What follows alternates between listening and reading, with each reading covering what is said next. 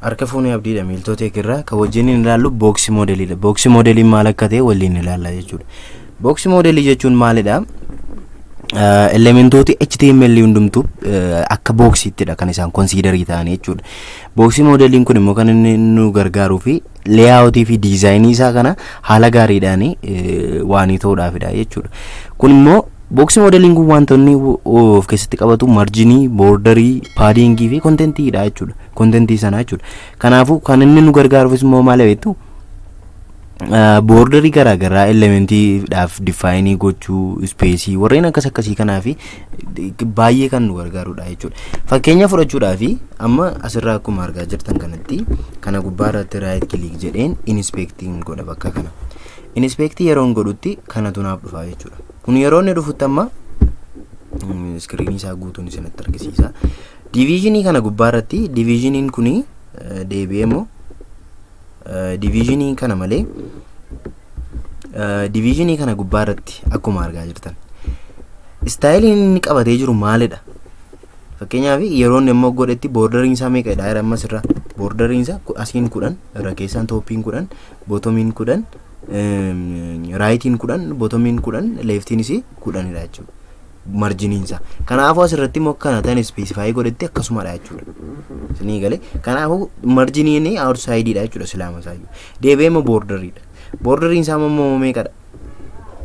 Pixelii 3 dha. Borderiin isaa jechuudha. Asirraa 3 jedhaa jira sababii ta'eef. Borderiin isaa pixelii 3 dha jechuudha. Haala kanaan design gochuudhaafis baay'ee gaariidha jechuudha amma wanti kun. Kanaaf iyyuu pixeliin isaa 3 ta'uu isaa immoo asii kunoo godheera jechuudha. Fakkeenyaaf kana utuun keemmanii 5 godhee asii dhufee refresh godhee webii kiyyaraa refreshing godha. Yeroo kanatti maal ta'a? Borderii keessaa hambisee jechuudha. Fakkeenyaaf borderii kokkee kunoo asiin barreessine 10 godha fakkeenyaaf 10 gaafan godhu deebi'een bakka kanaa dhufeen refresh godha. Yeroo kana maal ta'a? Borderiin koo 10 ta'e jechuudha. Kanaafuu box modeliidha waan hundumtuu waan irra. HTML gubbaadha waan hundumtu boxii bifa boxii dhaan jiru jechuudha. Deebi'ee immoo maalidha? Padding isaas 10 as gubbaadhaas padding 10 hin jedhe jechuudha. Width ilaa gamma maal jechuudha? Marginiidha inni jalqaba box modeliin kan inni qabu. Marginiin isaa immoo maalidha? Outside dha. Outside spacing dhaafidha jechuudha.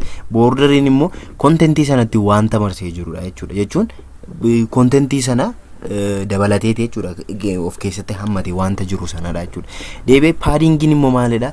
Contentii sunii fi borderii sana gidduu space hammamiitu jira. Kana jechuun inside dha jechuudha mala wanti kun. Contentii sana keessa inside spacing dha jechuudha paddingi.